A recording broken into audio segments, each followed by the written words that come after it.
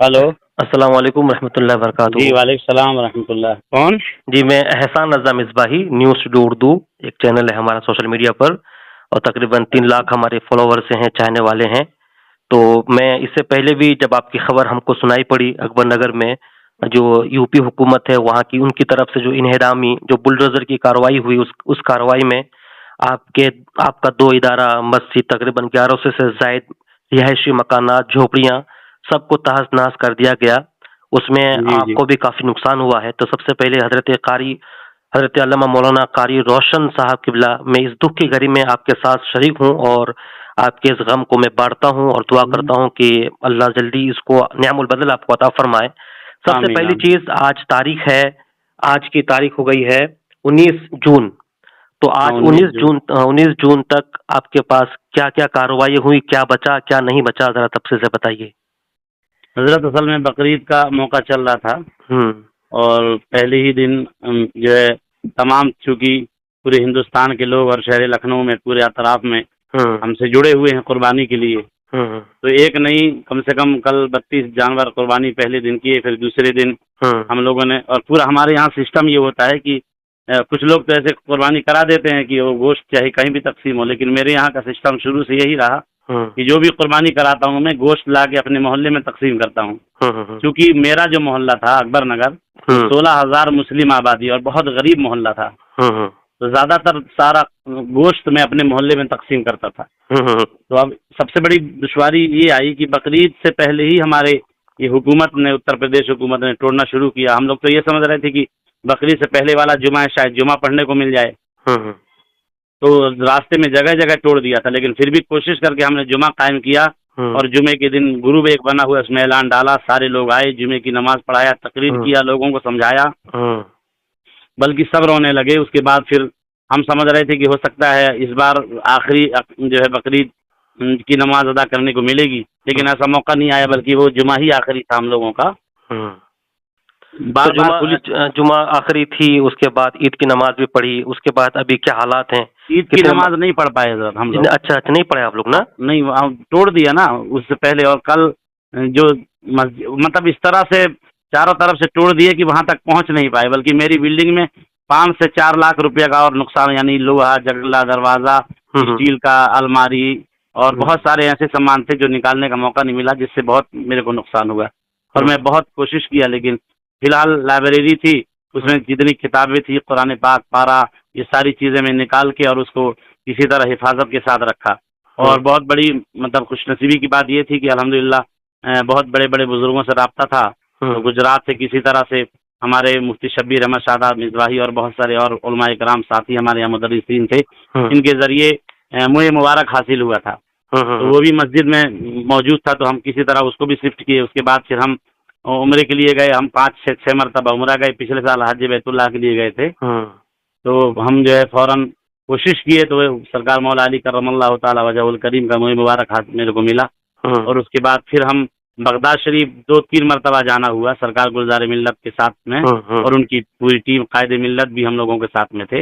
हुँ। 5 मरतबा अल्हम्दुलिल्लाह वहाँ हुई तो फिर हमने सरकार सैयदना जुनैद बगदादी की बारगाह से हमको सरकार गौसुल आज़म दस्तगीर रज़ियल्लाहु ताला अन्हु का मुझे मुबारक हासिल हुआ।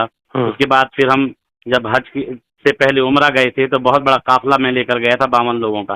हुँ। तो किसी तरह से शेखैन से राब्ता हुआ तो उनके ज़रिए गिलाफ़े काबा का मेरे को टुकड़ा मिला था, हुँ, तो हुँ। वो भी मैं ज़ियारत कराता हूँ।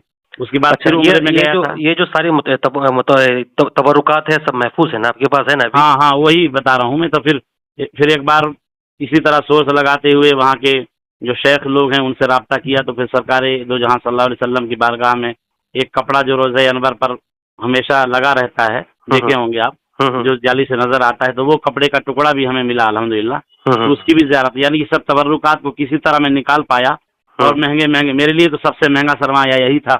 बाकी हुँ। बहुत सारे जो अपने यहाँ किताब थी, हदीस की किताब थी, तो लाइब्रेरी में मालूम है कि कितनी किताबें होती हैं, आपको बहुत खूब हुँ। मालूम होगा। हुँ, हुँ। इसी तरह से शिफ्ट कर पाए, लेकिन हज़रत कल जो है, ये लोग मतलब सुनने को ऐसे आया कि धार्मिक स्थल अभी नहीं तोड़ेंगे, लेकिन फिर कल अचानक हुँ। ये लोग जो है मैं कुर्बानी के लिए गया दिन में सुबह हुँ। और फिर हम मदरसा अहले सुन्नत नूरुल इस्लाम और जामा मोहम्मदिया मस्जिद को इन्होंने शहीद कर दिया। मैं उधर हुँ। कुर्बानी में मसरूफ़ था। पूरी फोर्स लगा के किसी भी एक इंसान को उधर दाखिल नहीं होने दिए, हत्ता कि पैदल भी नहीं जाने दिए। उसके बाद फिर जैसे मेरे को पता चला तो शाम में गया, देखा, बहुत रोया, एकदम बहुत घबरा गया मैं, क्योंकि वो मदरसा ऐसा था पूरे हिंदुस्तान में इतना मशहूर, जहाँ पर ये 100 से ज्यादा बच्चे पढ़ते थे। इस साल 37 बच्चे हाफिज व कारी फारिग हुए थे। इससे पहले भी तमाम उलमाए कराम की आमद होती रहती है हमेशा। सरकार नजीब हैदर मियां भी तशरीफ ला चुके, मेरे यहाँ सरकार अमीन मिल्लत भी आ चुके हैं, सरकार गुलजार मिल्लत भी आ चुके हैं, हसान मिल्लत भी आ चुके हैं, सरकार वैस मुस्तफ़ा बिलग्राम शरीफ वाली शख्सियत वो भी आ चुकी, बादशाह मियाँ सरकार, तमाम सैयद अब्दुल कदीर मियाँ जाजमऊ वाले और भी तमाम बुजुर्गान दीन हमेशा आते रहे। उससे पहले मैं शुरू में जब प्रोग्राम कराया था हुजूर मुहद्दिस कबीर अल्लामा ज़ियाउल मुस्तफ़ा साहब क़िबला तशरीफ लाए थे। जी जी कारी साहब, बोल रहा हूँ कि अकबर नगर में कुछ इमारत बची है, अभी कुछ बचा है मस्जिद? नहीं हुजूर, नहीं, कुछ भी नहीं बचा। पहले तो पूरा मोहल्ला को खत्म किए। आज फजर के वक्त जो हजरत 2:30 बजकर मतलब आज यानी कि 19 जून, जी 19 जून को, हाँ 19 जून, बल्कि हाँ 19 जून को सुबह 12:30 बजे से मैं तो असर की नमाज पढ़ के गया तो सारा बुलडोजर लगा हुआ था, प्लान कर रहा था, लेकिन छोड़े नहीं। जैसे ही सूरज गुरूब हुआ, खाना ना खा के 12:30 बजे रात को इतनी फोर्स इन्होंने लगा दी, इतनी फोर्स लगा दी कि रात में एक गाड़ी ना एक इंसान जा सका, क्योंकि लोग ये सोचे कि हम वीडियो किस तरह बनाएं। फिर भी मैं कोशिश करता रहा, रात भर जगा और किसी तरह से वो वीडियो हासिल हुई मेरे को, और मैं किसी तरह बनाया और मैं देखा तो ऐसा लगता था कि डायनामाइट से ये उड़ाए हैं कि बुलडोजर से उड़ाए हैं। मैं आपको जब वीडियो भेजूंगा हजरत ना, तो आप देखेंगे तो दिल दहल जाएगा। तो आज ही की वो रात है जिसमें जामिया फातिमा ज़हरा लिल बनात व एफजेड पब्लिक स्कूल, जिसमें 256 बच्चे बच्चियां पढ़ते थे, सिलाई कढ़ाई बुनाई तमाम लेडीजें औरतें खवातीन आती थी और बहुत अच्छे तरीके से सीख कर जाती थी। कंप्यूटर सेंटर भी था। उसी के बगल में सुन्नी मदीना मस्जिद, बहुत मुश्किल से कोशिश करके डीएम के परमिशन से मैंने मस्जिद कायम किया था। हजरत 2 मस्जिद कायम करने की जरूरत इसलिए आई थी कि उधर मदीना मोहम्मदिया मस्जिद और बीच में रास्ता है, अयोध्या मार्ग, फैजाबाद रोड है। तो इस तरफ नंबर 1 से 2 आना और नंबर 2 से 1 में जाने में दिक्कत होती थी। कई बूढ़े लोगों का एक्सीडेंट हो गया, जिससे कई लोगों का इंतकाल भी हो गया, कई लोगों के हाथ पैर टूट गए। तो मैंने कहा कि चलो कोशिश करके, और हम जो है फेस नंबर 2 अकबर नगर में मस्जिद है ही है, जामा मोहम्मदिया मस्जिद मदरसा सुन्नत नूरुल इस्लाम के साथ में, बस इधर एफजेड पब्लिक स्कूल और जामिया फातिमा ज़हरा बनात बनाया था। उसी के बगल में जस्ट में फिर एक सुन्नी मस्जिद कायम किया, ताकि लोग इधर की इधर ही नमाज पढ़ लें, उधर की उधर ही नमाज पढ़ लें। इसमें बहुत सारे पुलिस अफसरान से भी मेरी बहस हुई। कई लोगों ने कहा कि जब एक मस्जिद है तो आप क्यों दूसरे बना रहे हैं। मैंने समझाया, बहुत कोशिश की, आखिर बहरहाल वो मस्जिद हमने 4 मंजिला कंप्लीट कर लिया। और अल्लाह का इतना करम हुआ कि सारे नमाजी और सुन्नियों की तादाद बढ़ गई और लोग इधर ही नमाज पढ़ने लगे। अच्छा हजरत कारी साहब, मैं ये पूछना चाह रहा था, जाहिर सी बात है करोड़ों का नुकसान हुआ, बच्चों की तालीम जहाँ होती थी, लोगों के दीनी तबलीग भी करते थे आप, वो लोगों को सामाजिक काम भी करते थे, जाहिर सी बात है पूरा अकबर नगर जमींदोज हो गया, इमारतें खत्म हो गई, तो आपका अगला मंसूबा क्या हुआ? क्या आप इसी जज्बे के साथ आगे काम करेंगे, कहीं दूसरा इदारा बनाएंगे, या फिर आप हाथ पर हाथ धरे बैठे रहेंगे, या क्या आपका क्या इरादे, क्या मंसूबे क्या है, बता जरा। मिसराई साहब, मेरा इरादा असल में ये, जब इतनी मेहनत और मुशक्कत के साथ में मैं बड़ी कोशिश लगन के साथ ये इदारा में बनाया था हजरत, मैं अल्हम्दुलिल्लाह मेरे हजारों शागिर्द मेरे मदरसे से पढ़कर निकले हैं और पूरे हिंदुस्तान में अल्हम्दुलिल्लाह दीन और सुन्नियत का काम कर रहे हैं। और अल्हम्दुलिल्लाह अभी भी मेरे पास इतने बच्चे हैं, मैं किसी तरह से फौरी तौर से एक मस्जिद में और एक साहब के घर में मैं अभी रुका हुआ हूँ, और अपने बच्चों के लिए खाने का इंतजाम बावर्ची तो नहीं रखा हूँ, एक टिफिन सिस्टम किया हूँ। एक बच्चे का मतलब खाने का दोनों टाइम का 100 रुपये का टिफिन है, और अभी ज्यादा बच्चा नहीं रखा हूँ मैं, 30 से 35 बच्चे रखा हूँ, तो सब बच्चों के लिए टिफिन आता है। अच्छा। और वो टिफिन खा के, और बाकी असातिज़ा अल्हम्दुलिल्लाह वैसे ही पढ़ाने के लिए किसी तरह से फिलहाल हमको फौरी तौर से एक मस्जिद वाले में हमारे सलीम साहब हैं, उन्होंने हमें सरकार नवाजी शाह रहमतुल्लाह अलैह का आस्थाना है, वहीं पर हमको अभी फिलहाल मौका मिला है, और वहीं से हमने गोश्त वगैरह भी तकसीम किया है। लेकिन मेरा इरादा अल्हम्दुलिल्लाह अभी बुलंद है, क्योंकि सरकार नजीब हैदर मियां मारेरा शरीफ से और तमाम बुजुर्गों का जब फोन आया है तो मेरे को इतना हौसला मिला है, और मैं ये अपने दिल में सोचा है कि अल्हम्दुलिल्लाह अभी मेरी उम्र आधी गुजर चुकी है, हत्ता कि अभी तक मैं अपने लिए मकान नहीं बना पाया, न मैं कहीं जमीन लिया हूँ, सिर्फ कुछ अपना ऐसी रकम जमा किया था, अपना पर्सनल पैसा। हजरत ये जो FZ public school Jamia Fatima Zahra में अपना पर्सनल पैसा, मेरे को मकान लेना था, लेकिन मौके से जमीन मिल गई तो मैं उसको खरीद लिया था। आज से 15 साल पहले हजरत 16 लाख में खरीदा था। इस वक्त वो 1 करोड़ की जमीन खाली थी। हाँ, तो 7 लाख की कुछ चंदा हुआ था, बाकी मैंने 9 लाख रुपया मेरा पर्सनल था, मैं लगा के उसको फिर बड़ी कोशिश लगन के साथ में अल्हम्दुलिल्लाह 5 मंजिला इमारत बनाया और तालीम भी बाज़ाब्ता होती रही। हर महीने में और हर 2-3 महीने में ऐसा इज्तिमा पब्लिक को बुलाकर प्रोग्राम करते थे, नसीहत करती थी, आलमा मुबल्लिगा आती थी। बहुत अच्छा दीन और सुन्नियत का माहौल बन गया था। लेकिन अब मैं मुकम्मल इरादा किया हूँ कि मेरे अंडर में 4 चीज़ें हैं। मदरसा अहले सुन्नत नूरुल इस्लाम, जो कि हाई स्कूल का मानता है मेरे यहाँ। अच्छा। और मैं जो बच्चे मेरे यहाँ पढ़ते हैं उनको हाई स्कूल की डिग्री सनद देता हूँ। अच्छा। अल्हम्दुलिल्लाह। और अशरफिया का निसाब मेरे मदरसे में चलता था, क्योंकि मेरे माशाअल्लाह। यहाँ 4 मिसबाही हजरात हैं। हो सकता है वो उनमें से आपके साथी होंगे। मौलाना गुलजार मिसबाही साहब मेरे यहाँ थे, मौलाना अच्छा। सुहेल मिसबाही साहब थे मेरे यहाँ, मौलाना शबीर अहमद शादाब मिसबाही मेरे यहाँ थे, मौलाना जलालुद्दीन मिसबाही एक थे, वो थे। और अभी भी मौलाना सुहेल मिसबाही साहब और वो लोग हैं, कारी मामून रजा साहब वारसी साहब मेरे यहाँ, कारी अफरोज आलम रजवी साहब, कारी मोहम्मद उस्मान आरिफ साहब, कारी गुलाम मुरसलीन रजवी साहब, कारी मोहम्मद सालार नदीम साहब, ये सारे उस्ताद मेरे यहाँ के थे। और मास्टर मोइनुल अली साहब प्रिंसिपल हैं वो। और मोहम्मद शमीम साहब एक हैं, वो भी हमारे यहाँ अल्हम्दुलिल्लाह तालीम देते थे। तकरीबन मेरे यहाँ 16 स्टाफ था और एफजेड पब्लिक स्कूल में 3 आलमा थी और 2 और भी थे, हाफिज कारी इरफान रजा साहब थे। इस तरह से मतलब मैं एक पूरा ज़म्बे गफीर और तमाम असातिज़ा को मैं जोड़ कर रखा और अल्हम्दुलिल्लाह अब हम लोग कहाँ जाएं, कुछ समझ में बात नहीं, क्योंकि बच्चों की भी तादाद कम हुई। अब हम इतने लोग कहाँ बेरोजगार हो गए, फिर भी हमने किसी तरह से सबको एडजस्ट करने की कोशिश किया है और जितना हो सकता है सबको, जिस तरह कोरोना में भी मदद करते रहे, अभी भी हम कोशिश कर रहे हैं कि सबकी मदद करें। बस मैं आवाम अहले सुन्नत से और आपके ज़रिए ये मैं आपको बताना चाहता हूँ कि अगर मेरी आवाज़ लोग सुन रहे हैं तो उनको मैं अपनी क़ल्बी की अथाह गहराई से बताना चाहता हूँ कि अल्लाह और रसूल के वास्ते इस तरह के हालात बन गए हैं। और बिल्कुल भी, क्योंकि रमज़ान में भी यही मामला थे तो रमज़ान में भी चंदा ज़्यादा ना हो सका, कुर्बानी में क्योंकि अब चर्म और खाल भी नहीं बिकती, और इस मौके से भी ऐसा मामला हुआ कि इसमें भी हमने ज़्यादा कुर्बानी नहीं करा पाए। तो आमदनी के ज़राए बहुत कम हैं और ख़र्च बहुत ज़्यादा है। और मैं अकेले तने तनहा इसके लिए कोशिश कर रहा हूँ। कमेटी सिर्फ बराए नाम थी मेरे यहाँ, सारा कुछ मैं, ऐसा होता है कि कमेटी बनी होती है, लोग उसको रखते हैं, लेकिन यहाँ ऐसा सिस्टम नहीं था, बल्कि मैं कमेटी वालों को बना के रखा। मैं रजिस्ट्रेशन कराया तो कमेटी वालों को बनाया कि तुम सदर बनो, तुम नायब सदर बनो, तुम खजांची बनो। इस तरह से हम तमाम मसाजिदों और मदारिस की तामीर करके सबकी कमेटी अलग अलग बनाए थे। लेकिन आवाम अहले सुन्नत यानी हमारी अराकीन कमेटी का भी उतना मुझे साथ नहीं मिला, जिसकी वजह से मेरा दिल बहुत मायूस हो गया था। मैं सोचा था अब कोई मैं दीन का तो काम किसी के ज़रिए से भी किया जा सकता है, तो मैं कहा कोई बिजनेस कर लूँ या कोई तिजारत कर लूँ।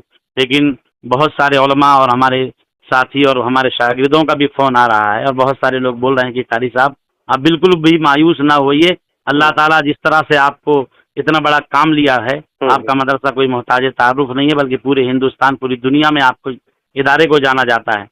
और आप खुद बनफ्से नफीस जो है, मेरे को वाकई मतलब लोग चेहरे से तो नहीं जानते लेकिन नाम से बहुत जानते हैं। और यही वजह है कि अल्हम्दुलिल्लाह तमाम खानकाह वालों ने कई खिलाफत से भी नवाजा है और अल्लाह का करम है, ये एहसान है बुजुर्गों का। अच्छा हजरत, देखिए जब एक का काम ले रहा है। अच्छा हजरत, कुछ दिनों पहले आपका एक इंटरव्यू की एक वीडियो वायरल हुई थी, जिसमें आपने कहा था कि इतना बड़ा मेरे साथ हो रहा है, कार्रवाइयाँ चल रही है, लेकिन अब तो कोई राब्ता नहीं किए। तो अब चूंकि 4-5 दिन गुजर चुके हैं, अब क्या सूरत हाल है? हमारे जमात के लोगों ने, उलमाए किराम ने, मशाइख इज़ाम ने किस कदर सपोर्ट किया, किस कदर फ़ोन करके दिलासा दिया, जरा बताएं इस बारे में। जी हुजूर, अल्हम्दुलिल्लाह बहुत सारे मशाइख और उलमाए किराम का फ़ोन आने लगा है और पूछ रहे हैं सारे लोग, और अल्हम्दुलिल्लाह बहुत मुझे महसूस होता है कि हाँ, आज भी जो है हमदर्दी है हमारे उलमाए किराम में और तमाम आवाम अहले सुन्नत में और तमाम पीराने इज़ाम में। कुछ हैं अभी भी बहुत सारे पीराने इज़ाम जिनसे बात नहीं हो सकी है, ऐसा लगता है कि वो लोग बाहर हैं या राब्ता नहीं किए। मैं भी राब्ता करने की कोशिश किया तो फ़ोन नहीं लगा, स्विच ऑफ रहा है। और अभी मुझे यकीन है, हो सकता है पीर साहिबान लोग को जानकारी के, उनकी इल्म ना हो, जानकारी ना हो, इसकी वजह से मुझे फ़ोन नहीं आ रहा है।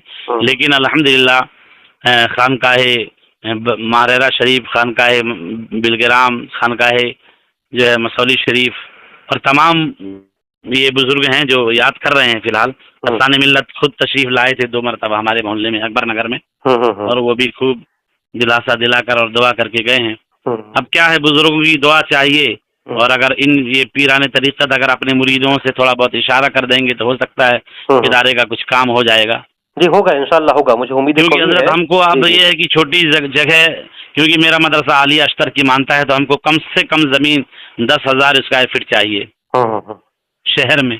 वरना मेरा तो एक जज्बा ये है कि मैं 2 से 4 बीघा ज़मीन लूँ और एक यूनिवर्सिटी कायम करूँगा, पीछे नहीं हटूंगा हजरत।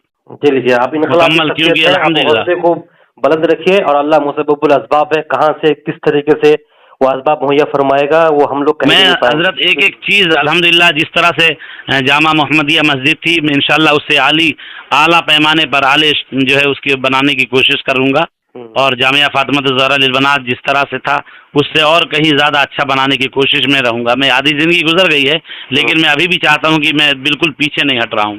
सुन्नी मदीना मस्जिद जिस तरह से थी उस तरह से और अच्छे से बनाऊँगा। मदरसा अहले सुन्नत नूरुल इस्लाम, जिसका रजिस्ट्रेशन और आलिया अस्तर की मानता ही है, डीएमओ साहब आए थे मिलने के लिए, और बीसी साहब से उन्होंने कहा कि आप हमारा मदरसा ये जो मान्यता प्राप्त है और यहाँ से सैकड़ों बच्चों को डिग्री दी जाती है, आप हमारे मदरसे को कहाँ शिफ्ट कर रहे हैं। तो डीएमओ साहब के कहने पर उन्होंने कहा कि अगर आप कहिए तो हम जो है यहाँ जहाँ कहिए, चाहे वारसिया में या हनफिया में या नदवा में, इस तरह से बात रखे थे वो। तो मैं कहा कि सर आप बच्चों को तो आप सेट कर देंगे, लेकिन हम कहाँ सेट होंगे, हमारे असातिज़ा कहाँ सेट होंगे, और फिर हम लोग कहाँ जाएंगे। तो बोले कि फौरी तौर पर, मैं कहा कि असल में हमारे अकायद और नदवा वालों के अकायद में फ़र्क है। उनको समझाया तो बात समझ में आ गई, तो बोले ठीक है आप जहाँ कहिए। तो मैं कहा कि सर ये हमको सेट करने से काम नहीं चलेगा, बल्कि हमको आप ज़मीन दीजिए। तो बोले कि माने सर्वोच्च न्यायालय का ये बात है कि वो कमर्शियल मदरसा कमर्शियल में आता है, दुकानें कमर्शियल में आती हैं, इसलिए कमर्शियल वालों को कुछ नहीं दिया जा रहा है, न मस्जिद वालों को, न मंदिर वालों को, न मदरसे वालों को, न स्कूल वालों को, कुछ नहीं मिलेगा। तो बस खामोश हो गए, बस रोने के अलावा कोई चारा नहीं। हजरत बहुत परेशान है हम, नफसी का आलम है। बहुत कोशिश करके थोड़ा थोड़ा हजरत हम सामान निकाल पाए, लेकिन कई लाखों का सामान दब गया मदरसे में, ज़मींदोज़ हो गया है। जी, आपके जज्बात, एहसासात, तकालीफ, मुसीबत पूरी दुनिया देख रही है और सब समझ भी पा रहे हैं लोग इस चीज़ को देखकर, समझकर कि क्या गुजरा होगा। तो कि एक मदरसा, एक मस्जिद एक कौम की अमानत होती है, बच्चे तालीम पढ़ते हैं और वहाँ से तबलीगी दीनी काम होते हैं। जाहिर सी बात है जब उस पर कार्रवाई होती है तो जिसके जो गयूर मुसलमान है, जिसके अंदर, जिसके दिल में कौम का दर्द है, तो उसका दिल खून के आंसू होता है। बहरहाल ये तो इस काम को, इस मुहिम को इतनी तेजी से, क्योंकि इतना बड़ा मोहल्ला था, में हमने हिंदू मुस्लिम पूरा एक बाज़ाब्ता हौसला कमेटी, एकता कमेटी बनाकर इतना ज़बरदस्त हमने हंगामी सूरत में केस लड़े। हम कोर्ट गए, हाई कोर्ट गए, सुप्रीम कोर्ट गए। हम लोगों ने कई मतलब 1 करोड़ से 1.5 करोड़ रुपया खाली इसमें लगाए, कोशिश करने के बाद कि हम किसी ज़र्रा बराबर भी हम लोगों की कमी ना हो, शायद इंसाफ मिल जाए, लेकिन कहीं से इंसाफ नहीं मिला। कोर्ट भी गए, वहाँ से भी, हाई कोर्ट गए, वहाँ से भी, सुप्रीम कोर्ट गए, फिर हम लोग डबल बेंच में फिर से हम लोगों रिव्यू दाखिल किया है, लेकिन उससे पहले ही बिल्डिंग तोड़ दिएगा। कल कोर्ट खुलेगा, बिल्डिंग आज ही सब तोड़ के ख़त्म हो गया है, बल्कि बुलडोज़र वापस जा रहा है। पूरा मोहल्ला एकदम ज़मींदोज़ मैदान लग रहा है। कुछ मस्जिद जहाँ थी, मदरसा था, कुछ समझ में नहीं आ रहा है कि कहाँ थी। बल्कि एक मदरसा अहले सुन्नत नूरुल इस्लाम में एक बहुत बड़ा खजूर का जो है पेड़ था, जिसमें क्विंटलों फल आया हुआ था, वो उस पेड़ को तक दबा दिया गया ताकि पता ना चले कि मदरसा कहाँ है। अच्छा हजरत, ये चीज़ है जो मैं आपकी ज़बान से सुनना चाहूँगा कि आपके अकबर नगर के बीचों बीच से कुकरेल नदी गुजरी है और हुकूमत का दावा है कि कुकरेल नदी पर गैर कानूनी तजावीज़ात कब्जा हुआ है, जिसकी सफाई चल रही है। तो इस चीज़ को आप लोग किस नज़रिए से देखते हैं और क्या कब्जा हुआ था? अगर हुआ था तो हुकूमत की तरफ से पहले इकदाम क्यों नहीं किए जब बस्ती बस रही थी? अब ऐसा क्यों हो रहा है? क्या इसमें कोई हुकूमत की तरफ से कोई जानिबदाराना कार्रवाई की जा रही है? इस सब चीज़ को किस तरह से देखते हैं आप?